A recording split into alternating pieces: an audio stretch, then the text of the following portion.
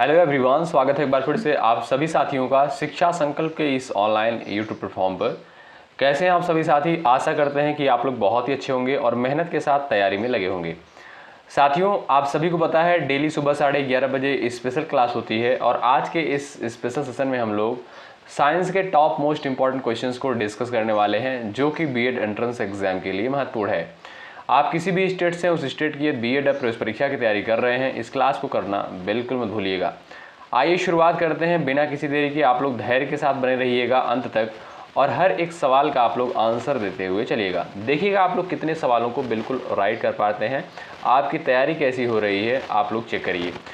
जब किसी गैस को अत्यधिक दाब और निम्न तापमान पर लाया जाता है तो वह किस रूप में परिवर्तित हो जाती है?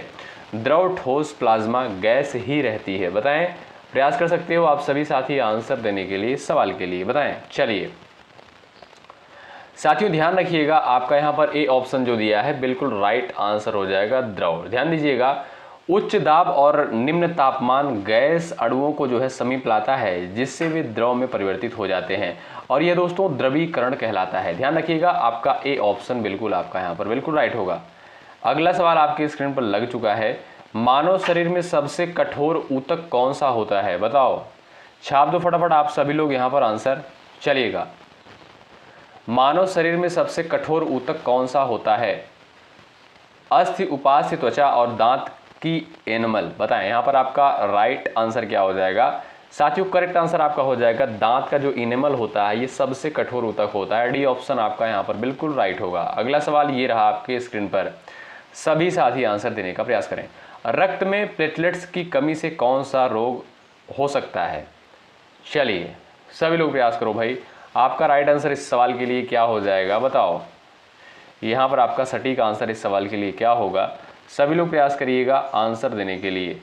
थैलेसीमिया, एनीमिया, डेंगू दिया है और आपका दिया है स्कर्वी। आप कहोगे सर यहाँ पर राइट आंसर हो जाएगा आपका डेंगू। ऑप्शन नंबर सी जो दिया है बिल्कुल राइट आंसर हो जाएगा। ठीक है भाई, चलिए भाई अगला सवाल देखते हैं। ये रहा आपके सामने सवाल नंबर 4। कोशिका में ऊर्जा निर्माण के लिए कौन सा अंगक उत्तरदायी होता है? बताएं। लाइसोसोम, माइटोकॉन्ड्रिया, राइबोसोम, नाभिक। चलिए भाई, कोशिका में ऊर्जा निर्माण के लिए कौन सा अंगक उत्तरदायी होता है? सभी लोग प्रयास करें। यहाँ पर राइट आंसर इस सवाल के लिए क्या हो जाएगा? बताएं। आपका करेक्ट आंसर इस सवाल के लिए क्या होगा? सभी लोग प्रयास करें। चलिए यहाँ पर जो भी साथी बी ऑप्शन पर जा रहे हैं वो यहाँ पर बिल्कुल राइट हो जाएंगे। कोशिका में ऊर्जा निर्माण के लिए जो है माइटोकॉन्ड्रिया उत्तरदायी होता है। बी ऑप्शन दोस्तों आपका यहाँ पर बिल्कुल राइट आंसर हो जाएगा। अगला सवाल देखें। प्रकाश की गति का मान किस माध्यम में न्यूनतम होता है? चलो भाई प्रयास करो। निर्वात, जल, कांच और वायु। 4 ऑप्शंस आपके सामने दिए गए हैं, सभी लोग प्रयास करें। आपका राइट आंसर यहाँ पर क्या हो जाएगा? बताएं। प्रकाश की गति का मान किस माध्यम में न्यूनतम होता है? चलिए राइट आंसर आपका इस सवाल के लिए क्या हो जाएगा? बताएं। चलिए भी प्रयास करिएगा, आपका राइट आंसर इस सवाल के लिए क्या हो जाएगा? बताएं सभी लोग। यहाँ पर जो भी साथी ऑप्शन नंबर सी को सिलेक्ट कर रहे हैं वो बिल्कुल राइट हो जाएगी, कांच में। ठीक है, प्रकाश की गति का मान किस माध्यम में न्यूनतम होता, तब आप कहेंगे सर कांच में। ठीक है, अगर आपसे दोस्तों पूछा जाए कि प्रकाश की गति किसमें जो है किस माध्यम में सबसे अधिक होती है, आपको सर निर्वात में जो है प्रकाश की गति सबसे अधिक होती है। ध्यान रखिएगा। अगला सवाल यहाँ पर आपके स्क्रीन पर लग चुका है, आंसर देने का प्रयास करें। रेडियोधर्मिता की खोज किसने की थी? चलिए बताएं, रेडियोधर्मिता की खोज किसके द्वारा करी गई? आप सभी साथी यहाँ पर आंसर दे सकते हो। करेक्ट आंसर इस सवाल के लिए क्या हो जाएगा? बताइएगा। चलिए भाई, करेक्ट आंसर आपका क्या हो जाएगा? बताओ। यहाँ पर जो भी साथी जा रहे हैं ऑप्शन नंबर बी पर वो बिल्कुल राइट हो जाएंगे। साथियों याद रखिएगा, हेनरी बेकरल के द्वारा जो है 1896 में इसकी खोज करी गई थी। ठीक है, हेनरी बेकरल के द्वारा। ऑप्शन नंबर सी वाले साथ बी वाले साथी यहाँ पर बिल्कुल राइट हो जाएंगे। और ये रहा आपके सामने अगला सवाल। विटामिन के की कमी से क्या होता है? बताएं। हड्डियां कमजोर हो जाती हैं, रक्त का थक्का नहीं जमता, दृष्टि दोष होता है, त्वचा रोग होता है। बताएं। चलिए भाई प्रयास करें। यहाँ पर आपका राइट आंसर इस सवाल के लिए क्या हो जाएगा? सभी लोग प्रयास करिएगा। चलिए, और भाई जो भी साथी क्लास में जुड़ चुके हैं एक बार सभी लोग सेशन को लाइक कर दें और यदि आप चैनल पर नए हैं, सब्सक्राइब करके बेल आइकन को ऑल प्रेस कर लीजिएगा। आप सभी को पता है बिल्कुल फ्री में आपको बेहतरीन कंटेंट प्रोवाइड किया जा रहा है। आप कहोगे सर यहाँ पर बी ऑप्शन जो दिया है बिल्कुल राइट आंसर हो जाएगा। जो भी साथी बी ऑप्शन पर गए हैं वो बिल्कुल करेक्ट है। अगला सवाल नंबर यहाँ पर 8वां है, जब प्रकाश एक माध्यम से दूसरे माध्यम में जाता है तो उसकी कौन सी विशेषता नहीं बदलती है? वेग, तरंग दैर्ध्य, आवृत्ति, दिशा। बताएं। यहाँ पर आपका सटीक आंसर इस सवाल के लिए क्या हो जाएगा? सभी लोग प्रयास करें। जब प्रकाश एक माध्यम से दूसरे माध्यम में जाता है तो उसकी कौन सी विशेषता जो है नहीं बदलती है? चलिए, यहां पर जो भी साथी जा रहे हैं ऑप्शन नंबर सी पर वो बिल्कुल राइट हो जाएंगे। साथियों ध्यान रखिएगा, माध्यम बदलने पर जो है वेग और तरंग दैर्ध्य बदलते हैं, लेकिन जो है आवृत्ति स्थिर रहती है। आपका सी ऑप्शन साथियों यहां पर बिल्कुल राइट आंसर हो जाएगा। और साथियों ये रहा आपके सामने अगला सवाल, सब लोग आंसर करेंगे। कौन सी ग्रंथि मास्टर ग्रंथि कहलाती है? चलिए, यहां पर आपका राइट आंसर इस सवाल के लिए क्या हो जाएगा? सभी का आंसर आना चाहिए। चलिए भाई, कौन सी ग्रंथि जो है मास्टर ग्रंथि कहलाती है? थायराइड, अधिवृक्क और यहां पर दिया पीनियल, पिट्यूटरी। चलिए, यहां पर जो भी साथी डी ऑप्शन पर गए हैं वो बिल्कुल राइट हो जाएंगे। मास्टर ग्रंथि जो है पिट्यूटरी ग्रंथि को कहा जाता है। डी ऑप्शन साथियों आपका राइट हो जाएगा। और ये रहा आपके सामने अगला सवाल, सभी लोग प्रयास करें। न्यूटन के गति के नियमों का अनुप्रयोग सबसे अधिक किस क्षेत्र में होता है? बताइए। यहां पर आपका राइट आंसर क्या हो जाएगा? सभी लोग प्रयास करें। चलिए भाई, न्यूटन के गति के नियमों का अनुप्रयोग सबसे अधिक किस क्षेत्र में होता है? आप कहोगे सर यहां पर आपका जो डी ऑप्शन दिया है ये बिल्कुल राइट हो जाएगा, क्लासिकल यांत्रिकी। या दोस्तों आप कह सकते हो न्यूटन के नियम का दैनिक जीवन में वस्तुओं की गति को समझने में सहायक होती है। आपका डी ऑप्शन यहाँ पर बिल्कुल राइट होगा। और ये रहा आपके सामने अगला सवाल, जल की सबसे उच्च सतह तनाव क्षमता किस कारण होती है? चलिए बताएं, जल की सबसे उच्च सतह तनाव क्षमता किस कारण से होती है? बताएं। आयनिक बंध के कारण, सहसंयोजक बंध के कारण, हाइड्रोजन बंध के कारण, वैन डर वाल्स बल के कारण। बताएं। यहां पर दोस्तों आपका देखेंगे राइट आंसर क्या हो जाएगा? आप कहोगे सर यहां पर करेक्ट आंसर हो जाएगा option number C, hydrogen bond के कारण। ऑप्शन नंबर सी आपका राइट हो जाएगा। याद रखें। अगला सवाल ये रहा आपके सामने, शरीर की रोग प्रतिरोधकता बढ़ाने वाला कौन सा सेल होता है? बताओ। RBC, platelets, WBC, plasma. सभी लोग प्रयास करें। आपका राइट आंसर इस सवाल के लिए क्या हो जाएगा? बताएं। शरीर की रोग प्रतिरोधकता बढ़ाने वाला कौन सा सेल होता है? चलिए, यहां पर जो भी साथी जा रहे हैं ऑप्शन नंबर सी पर वो बिल्कुल यहां पर करेक्ट हो जाएंगे।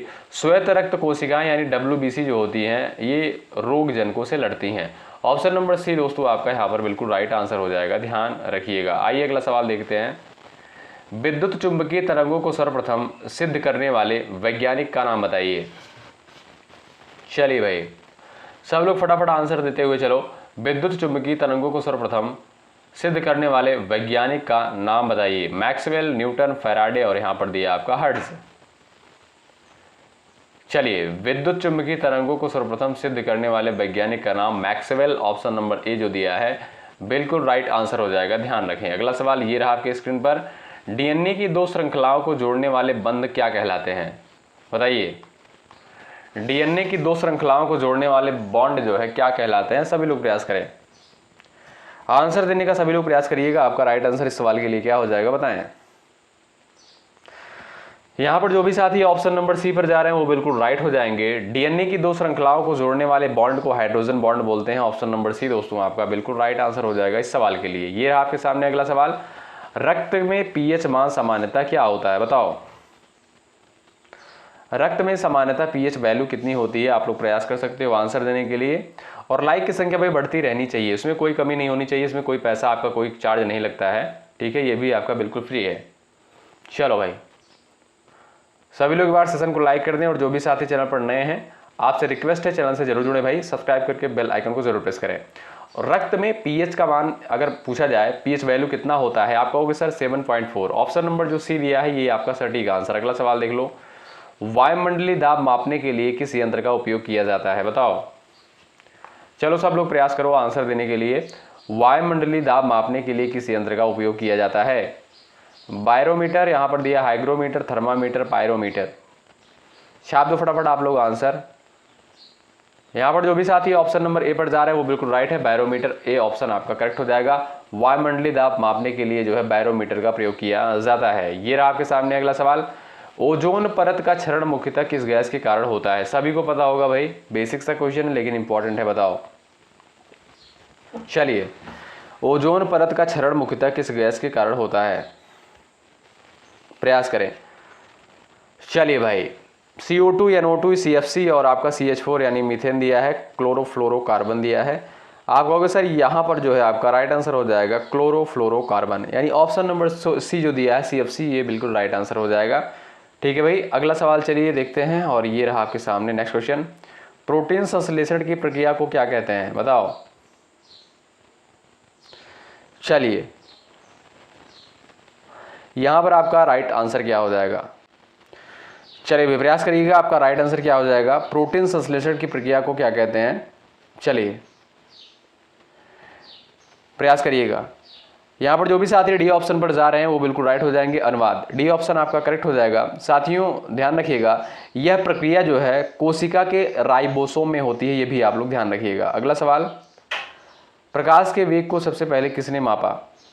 बताइए, प्रकाश के वेग को जो है सबसे पहले किसके द्वारा मापा गया था? न्यूटन, रोमर, आइंस्टाइन और यहां पर दिया मैक्सवेल। चलिए, यहां पर राइट आंसर इस सवाल के लिए क्या हो जाएगा बताएं। यहां पर जो भी साथी जा रहे हैं बी ऑप्शन पर वो बिल्कुल राइट हो जाएंगे, रोमर। बी ऑप्शन आपका दोस्तों यहां पर सटीक आंसर हो जाएगा। अगला सवाल देखिए, शुद्ध जल का विद्युत चालकता कम क्यों होती है? बताएं। चलिए, शुद्ध जल का विद्युत चालकता कम क्यों होती है? आयनों की अनुपस्थिति के कारण, उच्च सतह तनाव के कारण, उच्च ताप क्षमता के कारण शुद्ध जल में कोई इलेक्ट्रॉन नहीं होता है। बताएं। यहां पर जो भी साथी ए ऑप्शन पर जा रहे हैं वो बिल्कुल राइट है। आयनों की अनुपस्थिति के कारण शुद्ध जल का विद्युत चालकता कम क्यों होता है? आयनों की अनुपस्थिति के कारण। ए ऑप्शन आपका राइट। अगला सवाल देखें, मानव शरीर में ग्लूकोज का सामान्य स्तर क्या होता है? बताएं। चलिए भाई प्रयास करिएगा आंसर देने के लिए। मानव शरीर में ग्लूकोज का सामान्य स्तर कितना होता है? बताइए। यहां पर आपका राइट आंसर इस सवाल के लिए क्या हो जाएगा? सब लोग बता सकते हो। यहां पर दोस्तों आपका ए ऑप्शन करेक्ट हो जाएगा। ध्यान रखिएगा, ए ऑप्शन आपका यहां पर बिल्कुल राइट होगा। अगला सवाल, माइटोकॉन्ड्रिया को कोशिका का शक्ति गृह क्यों कहा जाता है? बताओ। चलिए, माइटोकॉन्ड्रिया को कोशिका का शक्ति गृह क्यों कहा जाता है? यह ऑक्सीजन बनाता है, या एटीपी बनाता है, या प्रोटीन बनाता है, या कोशिका विभाजन करता है? बताएं। चलिए, यहां पर जो भी साथी जा रहे हैं ऑप्शन नंबर बी पर वो बिल्कुल राइट हो जाएंगे। साथियों ध्यान रखिएगा, माइटोकॉन्ड्रिया में भोजन के विघटन से जो है एटीपी यानी ऊर्जा बनती है।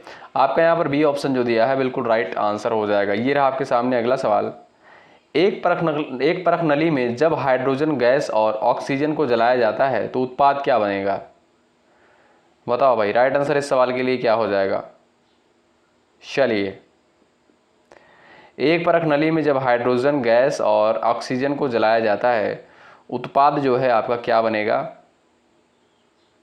चलिए, आप कहोगे सर H2O। ऑप्शन नंबर आपका दोस्तों यहां पर जो सी दिया है बिल्कुल राइट है। अगला सवाल, पौधों में जल का संवहन किस ऊतक द्वारा होता है? बताएं। चलिए भाई, फ्लोएम, जाइलम, मेरिस्टेम और यहां पर दिया है आपका कलेकायमा। पौधों में जल का संवहन किस ऊतक द्वारा होता है? प्रयास करिएगा, राइट आंसर क्या हो जाएगा भाई? बताओ। पौधों में जल का संवहन किस ऊतक द्वारा होता है? चलिए दोस्तों याद रखिएगा, आपका राइट आंसर हो जाएगा जाइलम। जाइलम जो दिया है इसको जाइलम कर लीजिएगा आप लोग, ठीक है, जाइलम हो जाएगा। ठीक है, आपका बी ऑप्शन राइट। अगला सवाल देख लो, इलेक्ट्रॉनों की गति को मापने के लिए प्रयोग किया जाता है? बताइए। वोल्ट मीटर, गैल्वेनोमीटर, स्पेक्ट्रोमीटर और यहाँ पर दिया आपका अमीटर। इलेक्ट्रॉनों की गति के मापन के लिए किसका प्रयोग किया जाता है? चलिए प्रयास करें। चलो भाई सभी लोग प्रयास करो, राइट आंसर इस सवाल के लिए क्या हो जाएगा? बताओ। इलेक्ट्रॉनों की गति को मापने के लिए किसका प्रयोग किया जाता है? आप कहोगे सर अमीटर। ठीक है, यहाँ पर दोस्तों आपका जो डी ऑप्शन दिया है यही आपका बिल्कुल राइट आंसर हो जाएगा। अगला सवाल ये रहा आपके सामने, डीएनए की दोहरी कुंडली संरचना में न्यूक्लियोटाइड किस प्रकार जुड़े होते हैं? बताइए। डीएनए की दोहरी कुंडली संरचना में न्यूक्लियोटाइड जो है किस प्रकार जुड़े होते हैं? आप कहोगे सर हाइड्रोजन बॉन्ड से। ऑप्शन नंबर आपका यहाँ पर बी ऑप्शन जो दिया है बिल्कुल राइट आंसर हो जाएगा इस सवाल के लिए। अगला सवाल देखिए, एक उष्माशील प्रक्रिया में कुल ऊर्जा की हानि नहीं होती है क्योंकि ऊर्जा संरक्षित रहती है, ऊष्मा निकलती नहीं है, तापमान स्थिर रहता है, कोई कार्य नहीं होता है। बताएं।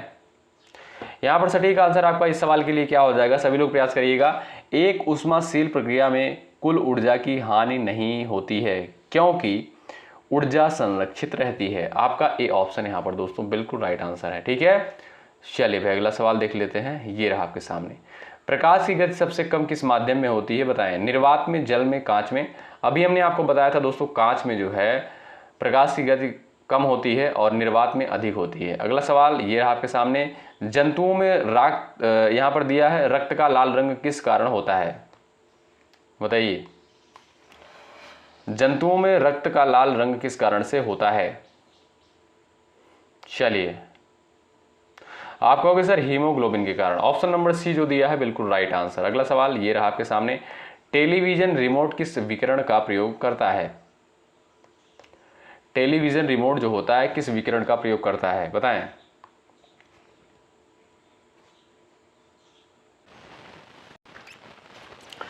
चलिए प्रयास करिए आंसर देने के लिए इस सवाल का। टेलीविजन रिमोट किस विकिरण का प्रयोग करता है?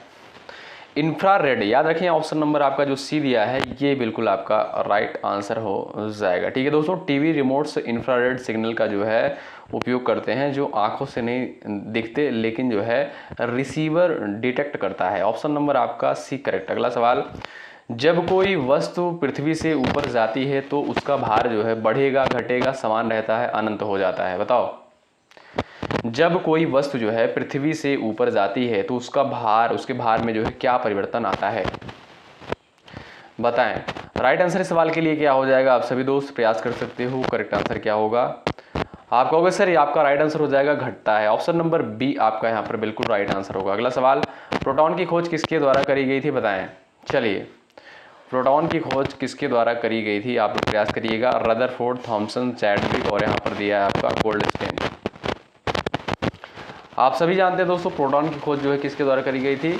रदरफोर्ड के द्वारा। ऑप्शन नंबर आपका यहाँ पर जो ए दिया है बिल्कुल राइट आंसर हो जाएगा इस सवाल के लिए। अगला सवाल, भोजन में सबसे बड़ी ऊर्जा किससे प्राप्त होती है? बताएं। चलिए, भोजन में सबसे अधिक ऊर्जा किससे प्राप्त होती है? प्रयास करिएगा आंसर देने के लिए आप लोग। यहाँ पर आपका राइट आंसर इस सवाल के लिए क्या हो जाएगा? प्रयास करिएगा। आप कहोगे सर वसा। ऑप्शन नंबर जो सी दिया है यही आपका बिल्कुल राइट आंसर हो जाएगा इस सवाल के लिए। अगला सवाल देख लेते हैं भाई। सवाल नंबर यहाँ पर अगला देखिएगा, त्वरण की इकाई क्या है? बताइए। त्वरण की इकाई क्या है? प्रयास करें। मीटर पर सेकेंड स्क्वायर। ऑप्शन नंबर आपका दोस्तों यहाँ पर बी जो दिया है बिल्कुल राइट आंसर होगा। अगला सवाल, अम्ल वर्षा मुख्यतः कौन से अम्ल पाए जाते हैं? बताएं। अम्ल वर्षा में मुख्यतः कौन से अम्ल पाए जाते हैं? बताइएगा। राइट आंसर इस सवाल के लिए आपका क्या हो जाएगा? बताएं। चलिए भाई सटीक आंसर करें इस सवाल के लिए। आपका करेक्ट आंसर इस सवाल के लिए क्या होगा? सभी दोस्त बताएं। आप कहोगे सर नाइट्रिक और सल्फ्यूरिक अम्ल। ऑप्शन नंबर बी जो दिया है ये बिल्कुल आपका राइट आंसर हो जाएगा इस सवाल के लिए। ठीक है, अगला सवाल ये रहा आपके सामने, ऑक्सीजन को पृथ्वी के वायुमंडल में बनाए रखने का मुख्य स्रोत क्या है? बताइए। ऑक्सीजन को पृथ्वी के वायुमंडल में बनाए रखने का मुख्य स्रोत जो है क्या है? बताएं। चलिए, वनस्पति, महासागर, ज्वालामुखी और यहाँ पर दिया आपका मानव। ऑक्सीजन को पृथ्वी के वायुमंडल में बनाए रखने का मुख्य स्रोत है वनस्पति। ऑप्शन नंबर आपका ए जो दिया है ये दोस्तों आपका बिल्कुल राइट होगा। अगला सवाल, अणुओं में सहसंयोजी बंध बनता है जब इलेक्ट्रॉनों का दान होता है, इलेक्ट्रॉनों का आदान प्रदान होता है, इलेक्ट्रॉनों का साझा उपयोग होता है, प्रोटॉन ट्रांसफर होता है? बताएं। चलिए, यहाँ पर राइट आंसर यहाँ पर क्या हो जाएगा, आप लोग बताएं। यहाँ पर जो भी साथी बोल रहे हैं ऑप्शन नंबर सी, वो बिल्कुल राइट हो जाएंगे, इलेक्ट्रॉनों का साझा उपयोग। ऑप्शन नंबर आपका सी राइट। अगला सवाल, मानव शरीर की सबसे बड़ी ग्रंथि कौन सी है, बताएं। मानव शरीर की सबसे बड़ी ग्रंथि जो है कौन सी है। राइट आंसर इस सवाल के लिए क्या हो जाएगा, प्रयास करिएगा। अग्नाशय, यकृत और आपका थायराइड दिया है, पीयूष है, बताएं। चलिए,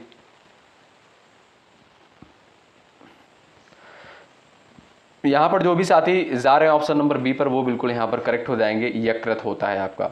अगला सवाल ये रहा आपके सामने, आंसर दें। रक्तचाप को मापने के लिए प्रयोग किया जाता है, बताएं।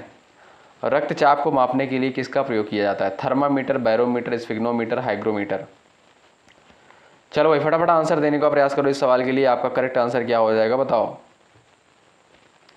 रक्तचाप को मापने के लिए प्रयोग होता है किसका, बताओ। चलिए, ऑप्शन नंबर सी वाले साथी यहां पर बिल्कुल राइट हो जाएंगे, स्फेग्नोमीटर। ध्यान रखिएगा, रक्तचाप को मापने के लिए जो स्फेग्नोमीटर का प्रयोग किया जाता है। आपका सी ऑप्शन जो दिया है बिल्कुल राइट आंसर होगा। अगला सवाल, फोटोट्रॉपिज्म किस हार्मोन के कारण होता है, बताएं। चलिए, फोटोट्रॉपिज्म जो है किस हार्मोन के कारण होता है।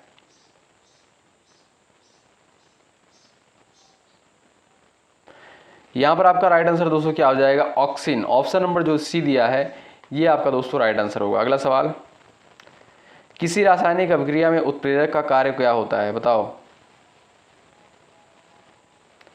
किसी रासायनिक अभिक्रिया में उत्प्रेरक का क्या कार्य होता है। उत्पाद बढ़ा देता है, ऊर्जा देता है, और यहां पर आपका दर बढ़ाना, तापमान घटाना। चलिए,